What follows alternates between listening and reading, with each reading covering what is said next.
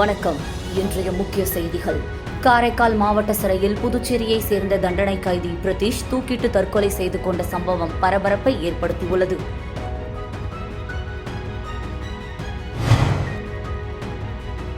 புதுச்சேரியில் நடைபெற்ற தேசிய மக்கள் நீதிமன்றத்தில் 1060 வழக்குகள் முடிக்கப்பட்டு ரூபாய் 7.43 கோடிக்கு தீர்வு காணப்பட்டுள்ளது.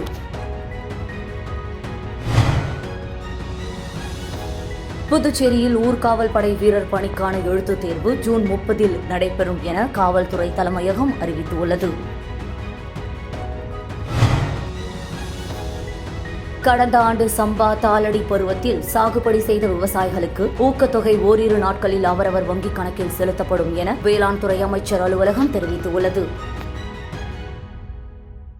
காரைக்கால் மாவட்ட சிறையில் புதுச்சேரியை சேர்ந்த தண்டனை கைதி பிரதீஷ் தூக்கிட்டு தற்கொலை செய்து கொண்ட சம்பவம் பரபரப்பை ஏற்படுத்தியுள்ளது. புதுச்சேரி பொறையூர் பகுதியை சேர்ந்தவர் பிரதீஷ், வயது 25. கடந்த ஆண்டு தனது காதலியை எரித்துக் கொன்ற வழக்கில் புதுச்சேரி காலாப்பட்டு சிறையில் அடைக்கப்பட்டார். அங்கு சிறையில் உள்ள கைதிகளிடையே தொடர்ந்து மோதல் போக்கு கடைபிடித்ததால் பிரதீஷை காரைக்கால் மாவட்ட கிளை சிறைக்கு மாற்றம் செய்தனர். காரைக்கால் சிறைக்கு மாற்றப்பட்ட பிரதீஷ் ஒரு சில வாரங்களுக்கு முன்பு சமையல் அறையில் ஆறுமுகம் என்ற கைதியை சராமாரியாக தாக்கினார். இதுகுறித்து காரைக்கால் நகர போலீசார் விசாரணை மேற்கொண்டு வந்தனர். இந்த நிலையில் நேற்று இரவு கைதி பிரதீஷ் தான் கட்டியிருந்த கைலியால் தூக்கிட்டு தற்கொலை செய்து கொண்டார். இதுகுறித்து தகவல் அறிந்த காரைக்கால் நகர போலீசார் பிரதீஷ் உடலை கைப்பற்றி பிரேத பரிசோதனைக்காக அரசு மருத்துவமனைக்கு அனுப்பி வைத்தனர். மேலும் இந்த சம்பவம் தொடர்பாக விசாரணை செய்து வருகின்றனர்.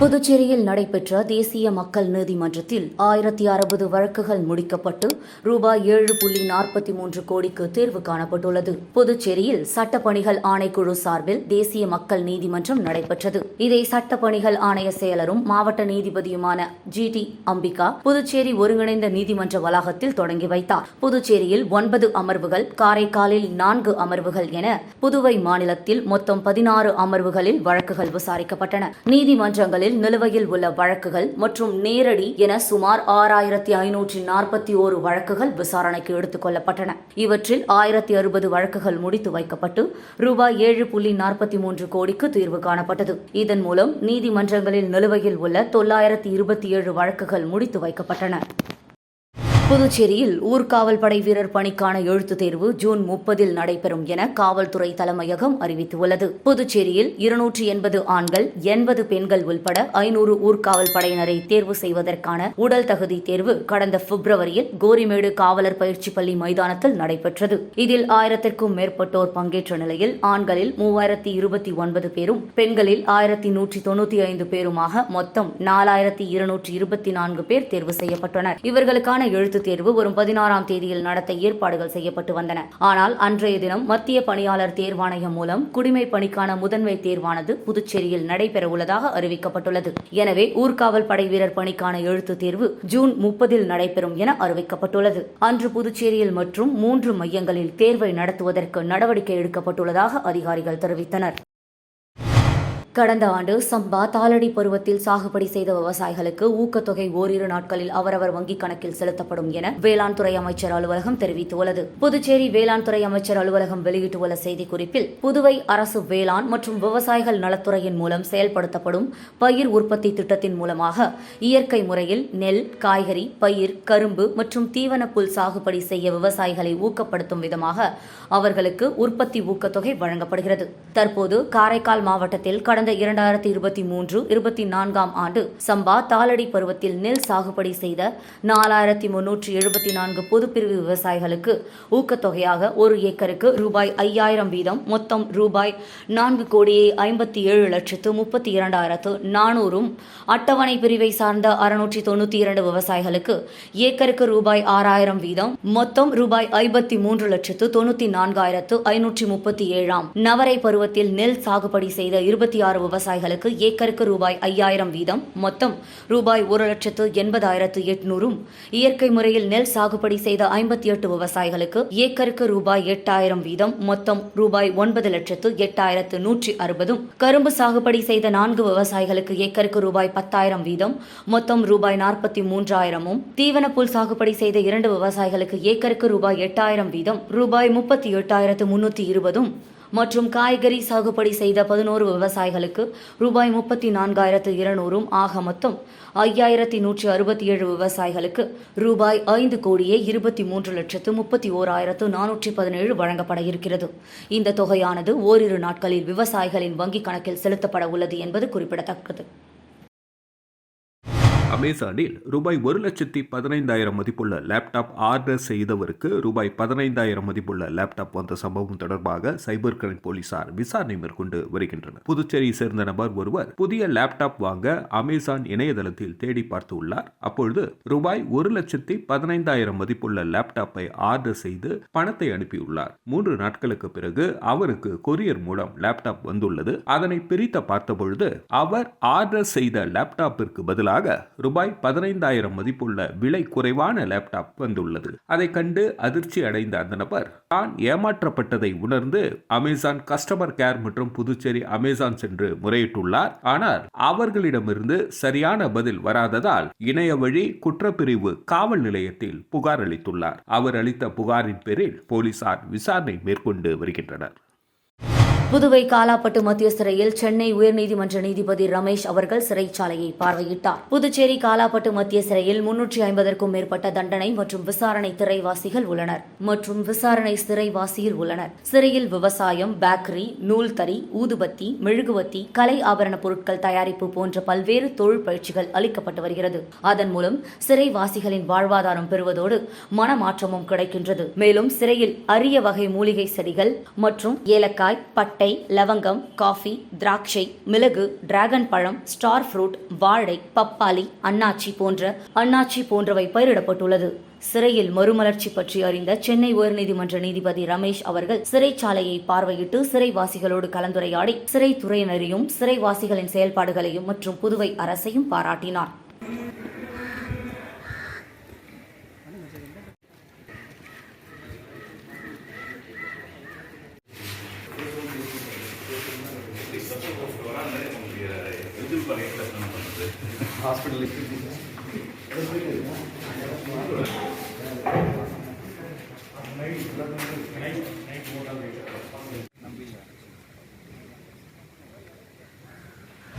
ஐரோப்பிய பாராளுமன்றத்திற்கு பிரான்ஸ் நாட்டின் சார்பில் உறுப்பினர்களை தேர்வு செய்வதற்கான தேர்தல் இன்று நடைபெற்றது. இதில் பிரெஞ்சு குடியுரிமை பெற்ற தமிழகம் மற்றும் புதுச்சேரியை சேர்ந்தவர்கள் 4,547 பேர் வாக்களித்து வருகின்றனர். ஐரோப்பிய பாராளுமன்றத்திற்கு பிரான்ஸ் நாட்டின் சார்பில் உறுப்பினர்களை தேர்வு செய்வதற்கான தேர்தல் இன்று நடைபெற்று வருகிறது. இந்தியாவிலும் இதற்கான தேர்தல் டெல்லி, பெங்களூர், மும்பை, கொல்கத்தா, தமிழ்நாடு, புதுச்சேரி ஆகிய மாநிலங்களில் நடைபெற்று வருகிறது. தமிழ்நாடு, கேரளா, புதுச்சேரி ஆகிய மாநிலங்களில் உள்ள பிரெஞ்சு குடியுரிமை பெற்றவர்கள் வாக்களிக்கும் வகையில் 4 வாக்குப்பதிவு மையங்கள் புதுச்சேரி மற்றும் சென்னைக்கான பிரெஞ்சு தூதரகத்தின் சார்பில் புதுச்சேரி, சென்னை மற்றும் காரைக்கால் பகுதிகளில் அமைக்கப்பட்டு இன்று வாக்குப்பதிவு நடைபெறுகிறது. காலை 8 மணி முதல் மாலை 6 மணி வரை நடைபெறும் இந்த வாக்குப்பதிவில் 4,546 வாக்காளர்கள் வாக்களிக்க உள்ளனர். இந்த தேர்தலில் 81 உறுப்பினர்கள் பிரான்ஸ் நாட்டு சார்பில் தேர்ந்தெடுக்கப்பட உள்ள நிலையில் 38 அரசியல் கட்சிகளை சேர்ந்தவர்கள் போட்டியிடுகின்றனர்.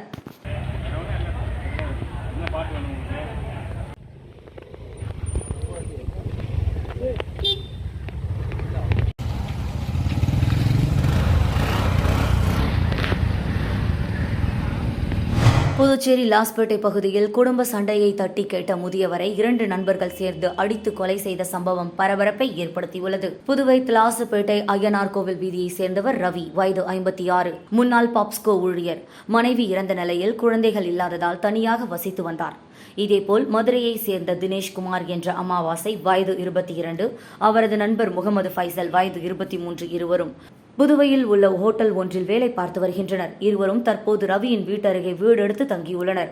தினேஷ்குமார் தனது மனைவியுடன் கீழ்த்தளத்திலும், முகமது ஃபைசல் தனியாக முதலாவது தளத்திலும் குடியிருந்து வருகின்றனர். இந்நிலையில் நேற்றிரவு தினேஷ்குமாருக்கும் அவரது மனைவிக்கும் இடையில் குடும்ப தகராறு ஏற்பட்டுள்ளது. அப்போது வாசலில் படுத்திருந்த ரவி தட்டி கேட்டதாக கூறப்படுகிறது. இதில் தினேஷ்குமாருக்கு ஆதரவாக அவரது நண்பர் முகமது ஃபைசல் வந்துள்ளார். இருவரும் கட்டையை எடுத்து ரவியை சராமரியாக தாக்கியதில் ரவி சம்பவ இடத்திலேயே மயங்கி விழுந்து உயிரிழந்தார். இருவரும் கட்டையை எடுத்து ரவியை சராமாரியாக தாக்கியதில் ரவி சம்பவ இடத்திலேயே மயங்கி விழுந்து உயிரிழந்துள்ளார். இது குறித்து தகவல் அறிந்த சம்பவ இடத்திற்கு விரைந்து வந்த கோரிமேடு போலீசார் இருவரையும் கைது செய்து விசாரணை மேற்கொண்டு வருகின்றனர். அகில இந்திய அளவிலான நீட் தேர்வில் சாதனை படைத்த புதுச்சேரி ஆதித்யா வித்யாஸ்ரம் உறைவிட பள்ளி மாணவர்களை பள்ளியின் நிறுவனர் ஆனந்தன் சால்வை அணிவித்து பாராட்டினார். அகில இந்திய அளவில் கடந்த மே 5ஆம் தேதி நடந்த நீட் தேர்வில் பங்கேற்ற புதுச்சேரி ஆதித்யா வித்யாஸ்ரம் உறைவிட பள்ளி மாணவர் கிருஷ்ணா 720க்கு 690 மதிப்பெண் பெற்று பள்ளியில் முதலிடம் பிடித்தார். நிதர்ஷனா 687, பிரதீப் சக்கரவர்த்தி 686 மதிப்பெண் பெற்றனர். இப்பள்ளியில் 680ற்கு மேல் 8 பேர், 650ற்கு மேல் 18 பேர், 625 மேல் 26 பேர், 600க்கு மேல் 34 பேர், 575க்கு மேல் 39 பேர், 550க்கு மேல் 51 பேர், 500க்கு மேல் 66 பேர், 475க்கு மேல் 73 பேர், 450க்கு மேல் 83 பேர் மதிப்பெண் பெற்று சாதனை படைத்துள்ளனர். தேர்ச்சி பெற்ற மாணவர்களை ஆதித்யா பள்ளி நிறுவனர் ஆனந்தன், பாலாயர் அசோக் ஆனந்த், ஸ்ரீ வித்யா நாராயண அறக்கட்டளை டிரஸ்டி அனுராதா பூனமல்லி ஆகியோர் பாராட்டி கௌரவித்தனர். பள்ளி நிறுவனர் ஆனந்தன் கூறுகையில், அகில இந்திய அளவில் நடைபெறும் மருத்துவம் மற்றும் பொறியியல் நுழைவுத் தேர்விற்கு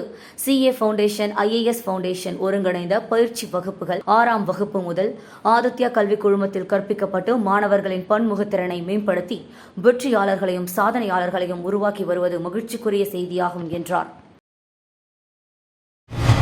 காங்கிரஸ் வேட்பாளர் வைத்திலிங்கம் வெற்றியை கொண்டாடும் வகையில் ராஜ்பவன் தொகுதியில் முன்னாள் அமைச்சர் ப. கண்ணனின் மகன் விக்னேஷ் கண்ணன் வீடு வீடாக சென்று இனிப்புகள் வழங்கி நன்றி தெரிவித்தார். நடந்து முடிந்த நாடாளுமன்ற தேர்தலில் புதுச்சேரி தொகுதியில் போட்டியிட்ட காங்கிரஸ் வேட்பாளர் வைத்திலிங்கம் பெருவாரியான வாக்குகளை பெற்று தன்னை எதிர்த்து போட்டியிட்ட பாஜக வேட்பாளரை தோற்கடித்து வெற்றி பெற்றார். இந்த வெற்றியை கொண்டாடும் வகையில் காங்கிரஸ் கட்சியின் மற்றும் கூட்டணி கட்சியினர் என அனைவரும் வாக்களித்து மக்களுக்கு நன்றியை தெரிவித்து வருகின்றனர். இதன் ஒரு பகுதியாக ராஜ்பவன் தொகுதிக்கு உட்பட்ட பகுதிகளில் ராஜ்பவன் தொகுதியில் முன்னாள் அமைச்சர் கண்ணனின் மகன் விக்னேஷ் கண்ணன் தலைமையில் அவரது ஆதரவாளர்கள் ராஜ்பவன் தொகுதிக்குட்பட்ட சின்னையாபுரம் சந்திப்பில் அவரது ஆதரவாளர்கள் பட்டாசு வெடித்து இனிப்புகள் வழங்கி கொண்டாடினார்கள். தொடர்ந்து விக்னேஷ் கண்ணன் தலைமையில் வீடு வீடாக சென்று இனிப்புகளை வழங்கி வைத்திலிங்கத்தை பெருவாரியான வாக்குகள் அளித்து வெற்றி பெற செய்ததற்கு நன்றி தெரிவித்தனர். மேலும் தொகுதி முழுவதும் இனிப்பு பெட்டகம் வழங்கப்பட்டது குறிப்பிடத்தக்கது. இந்த நிகழ்ச்சியில் ராஜ்பவன் தொகுதியை சேர்ந்த ஏராளமான நிர்வாகிகள் மற்றும் தொண்டர்கள் உடனிருந்தனர். புதுச்சேரியில் வீல் சேர் கேட்டு வீடியோ மூலம் உதவி கேட்ட மாற்றுத்திறனாளி பெண்ணிற்கு தமிழ்நாடு புதுச்சேரி மாற்றுத்திறனாளி அமைப்புகளின் பேரவையினர் அப்பெண்ணிற்கு வீல் சேர் வழங்கி உதவி செய்துள்ளனர். புதுச்சேரி மங்களம் தொகுதியை சேர்ந்த அம்பிகை என்ற மாற்றுத்திறனாளி கடந்த 4 வருடங்களாக ஜன்னல் வழியாகவே உலகத்தை பார்க்கின்றேன் எனவும் எனக்கு ஒரே ஒரு வீல் சேர் தருமாறு கேட்டு வீடியோ ஒன்றை பதிவிட்டு இருந்தார். அது சமூக வலைதளங்களில் பரவி கொண்டிருந்தது. அதனை அறிந்த தமிழ்நாடு புதுச்சேரி மாற்றுத்திறனாளி அமைப்புகளின் பேரவை ஒருங்கிணைப்பாளர்கள் முருகன், ஐயப்பன், சுரேஷ் ஆகியோர் அந்த பெண்ணிற்கு வீல் சேர் தருவதாக முடிவு செய்து அந்த பெண்ணிற்கு வீல் சேர் வழங்கி உள்ளனர். அப்பொழுது மங்களம் தொகுதி பொறுப்பாளர் உதயகுமார் மற்றும் மோகன்தாஸ் இருந்தனர். மேலும் அந்த பெண்ணிற்கு பேட்டரி மூலம் இயக்கக்கூடிய 3 சக்கர சைக்கிள் பதிவு செய்யப்பட்டுள்ளது. அது இன்னும் 1 மாதத்தில் கிடைத்துவிடும் எனவும் தமிழ்நாடு புதுச்சேரி மாற்றுத்திறனாளி அமைப்புகளின் பேரவை நிர்வாகிகள் தெரிவித்துள்ளனர். மேலும் சமூக வலைதளம் மூலம் உதவி கேட்ட பெண்ணிற்கு உதவி செய்த அமைப்பினரை பல்வேறு தரப்பினரும் பாராட்டி வருகின்றனர். விழுப்புரம் மாவட்டம் வானூர் அருகே உள்ள திருவக்கரை ஸ்ரீ வக்ரகாளியம்மன் ஸ்ரீ திரௌபதி அம்மன் ஆலய மகா கும்பாபிஷேக விழாவில் நூற்றுக்கணக்கான பக்தர்கள் பங்கேற்று சுவாமி தரிசனம் செய்தனர். விழுப்புரம் மாவட்டம் வானூர் அருகே உள்ள திருவக்கரை பகுதியில் அமைந்துள்ள ஸ்ரீ வக்ர மாரியம்மன் மற்றும் திரௌபதி அம்மன் ஆலய மகா கும்பாபிஷேகம் வெகு விமர்சையாக நடைபெற்றது. முன்னதாக கடந்த வியாழக்கிழமை விக்னேஸ்வர பூஜை, மகா கணபதி ஹோமம், நவக்கிரக ஹோமம், லட்சுமி ஹோமம், கோ பூஜை உள்ளிட்ட பூஜைகளுடன் கும்பாபிஷேக விழா தொடங்கியது. தொடர்ந்து முதல் கால பூஜையாக வாஸ்து சாந்தி, பிரவேச பலி, அங்குராப்பனம் உள்ளிட்ட பூஜைகளுடன் தொடங்கியது. இதனைத் தொடர்ந்து 2ஆம் கால பூஜை, 3ஆம் கால பூஜை உள்ளிட்டவை நடைபெற்றது. இதன் முக்கிய நிகழ்வான இன்று காலை 4ஆம் கால பூஜை, நாடி சந்தனம், யாத்ராதானம், மகா பூர்ணாகதியை தொடர்ந்து கலச புறப்பாடு, ஸ்ரீ வக்ரகாளி அம்மன் மற்றும் திரௌபதி அம்மன் மற்றும் பரிவார மூர்த்திகளுக்கு ஆச்சரிய பெருமக்களை வேத மந்திரங்கள் முழங்க புனித கலச நீர் ஊற்றப்பட்டது. இதில் சுற்று வட்டார பகுதியை சேர்ந்த நூற்றுக்கணக்கான பொதுமக்கள் கலந்து கொண்டு சுவாமி தரிசனம் செய்தனர். விழாவிற்கான ஏற்பாட்டினை திருவக்கரை கிராம மக்கள் செய்திருந்தனர்.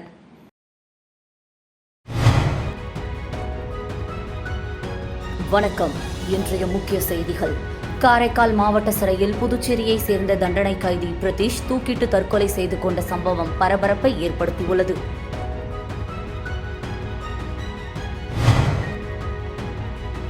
புதுச்சேரியில் நடைபெற்ற தேசிய மக்கள் நீதிமன்றத்தில் 1060 வழக்குகள் முடிக்கப்பட்டு ரூபாய் 7.43 கோடிக்கு தீர்வு காணப்பட்டுள்ளது.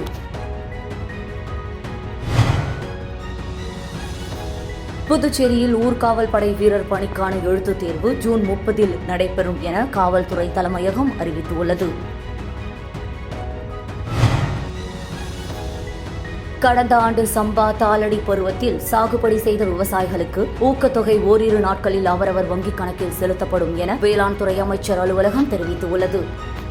செய்திகளை துல்லியமாக தெரிந்து கொள்ள கிரியேட்டிவ் மீடியா நியூஸ் யூடியூப் சேனலை சப்ஸ்கிரைப் செய்து கொள்ளுங்கள். வணக்கம்.